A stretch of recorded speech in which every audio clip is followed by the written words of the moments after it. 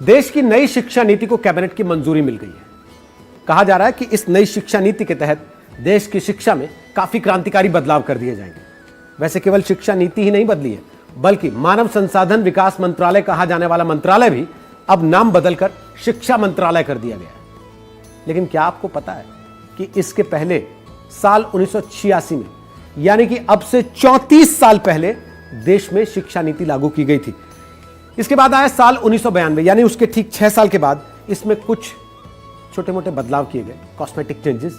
लेकिन मोटा मोटी अगर समझें तो 34 साल लग गए देश में नई शिक्षा नीति को आते आते। इसरो के पूर्व प्रमुख के कस्तूरी रंगन की अध्यक्षता वाली कमेटी के कई सारे विशेषज्ञों ने मिलकर इस नई शिक्षा नीति का मसौदा तैयार किया।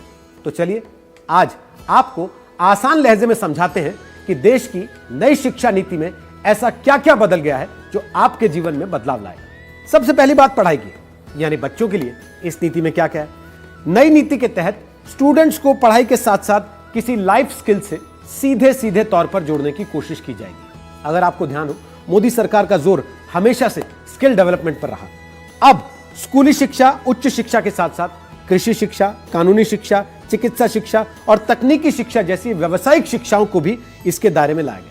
यानी अगर आपने स्कूल में कुछ ऐसा सीखा है जो स्किल के तौर पर गिना जा सकता है, जो रोजगार परक कहा जा सकता है, तो उसे आपके रिपोर्ट कार्ड में जगह दी जाएगी। अभी तक क्या होता था? अभी तक आर्ट, म्यूजिक, क्राफ्ट, स्पोर्ट्स जैसे सब्जेक्ट्स थे, वो सहायक पाठ्यक्रम या एक्स्ट्रा करिकुलम का हिस्सा कहे जाते थे। अब नई नीति के तहत ये मेन कोर्स का हिस्सा होंगे। इस नई शिक्षा नीति में एक और अहम चीज आ गई है, वो ये कि इसमें मल्टी एंट्री और एग्जिट सिस्टम को मंजूरी दे दी गई है। इसको आपको एक उदाहरण से समझाते हैं। मसलन आप इंजीनियरिंग कर रहे हैं और किसी भी वजह से, जैसे शादी, बीमारी, पैसों की तंगी, घर में कोई आफत आ जाने की वजह से आपकी इंजीनियरिंग अगर बीच में छूट जाती है, तो पुरानी शिक्षा नीति के तहत आपको उसका कोई लाभ नहीं होता था। लेकिन अब नई शिक्षा नीति के तहत अगर आपने 1 साल की पढ़ाई पूरी की है तो आप सर्टिफिकेट, 2 साल की पढ़ाई पूरी की है तो डिप्लोमा, और 3 से 4 साल की पढ़ाई पूरी की है तो आप डिग्री के हकदार हो सकेंगे। लेकिन इस नई शिक्षा नीति के तहत सबसे ज्यादा जिस बदलाव पर चर्चा हो रही है वो है शिक्षा का 10+2 स्ट्रक्चर। अब उसकी जगह नया आ जाएगा 5+3+3+4 का स्ट्रक्चर। अब आप पूछेंगे कि ये क्या है? सुनने में तो बड़ा टेक्निकल लगता है, लेकिन सुनने में जितना टेक्निकल लगता है, समझने में ये उतना ही आसान है। 10+2 तो आप समझ ही गए होंगे कि पहले कक्षा 1 से कक्षा 10 तक, फिर जमा 1 और जमा 2। लेकिन अब इस पूरी व्यवस्था को 4 हिस्सों में बांटने की तैयारी कर ली गई है। पहला भाग 5, यानी कि पहले 5 साल में प्री प्राइमरी स्कूल के 3 साल और कक्षा 1 और कक्षा 2 को मिलाकर एक फाउंडेशन स्टेज बना दी गई है, जिसमें पहली और दूसरी क्लास में भाषा और गणित पर काम करने पर जोर देने की बात की गई है। नई शिक्षा नीति में 5वीं क्लास तक मातृभाषा, स्थानीय या फिर क्षेत्रीय भाषा में पढ़ाई का माध्यम रखने की बात कही गई है। दूसरा भाग 3, यानी 3 को क्लास 3 से 5 की तैयारी के चरण में विभाजित किया गया है। इसके साथ ही 4वीं और 5वीं क्लास के बच्चों के लेखन कौशल, मतलब राइटिंग स्किल्स पर ध्यान देने की भी बात कही गई। तीसरा भाग फिर से 3, अगले 3 को मध्य चरण यानी क्लास 6 से क्लास 8 तक बांटा गया है। इसमें 6ठी क्लास से वोकेशनल कोर्सेज शुरू करने की बात है। इसके लिए इच्छुक छात्रों को 6ठी क्लास के बाद से ही इंटर्नशिप भी करवाई जाएगी। और फिर चौथे भाग में कक्षा 9 से 12 को विभाजित किया गया है। इसके अलावा कुछ और ऐसी बातें हैं जो इस नई शिक्षा नीति के बारे में आपको जान लेनी चाहिए। मल्टीपल डिसिप्लिनरी एजुकेशन में अब आप किसी भी एक स्ट्रीम के अलावा उसके साथ साथ दूसरा सब्जेक्ट भी ले सकते हैं।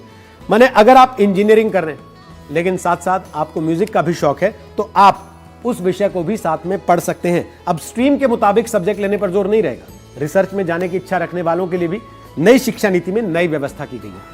उनके लिए 4 साल के डिग्री प्रोग्राम का एक विकल्प दिया जाएगा, यानी 3 साल की डिग्री के साथ एमए करने के बाद एमफिल करने की जरूरत नहीं रहेगी, वो सीधे पीएचडी में जा सकते हैं। इसका मतलब यह कि नई शिक्षा नीति में सरकार ने अब एमफिल को पूरी तरह से खत्म करने की बात कही है।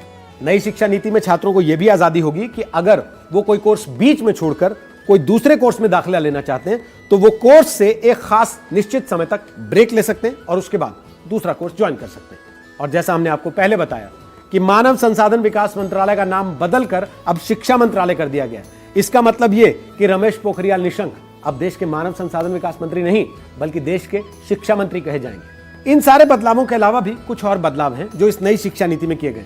जैसे राष्ट्रीय परीक्षा एजेंसी द्वारा उच्च शिक्षा संस्थानों में एडमिशन के लिए कॉमन एंट्रेंस एग्जाम का ऑफर दिया जाएगा और साथ ही सिलेबस में भारतीय ज्ञान पद्धतियों को शामिल करने के लिए राष्ट्रीय शिक्षा आयोग का गठन करने और प्राइवेट स्कूलों को मनमाने तरीके से फीस बढ़ाने से रोकने की सिफारिशें भी की गई हैं।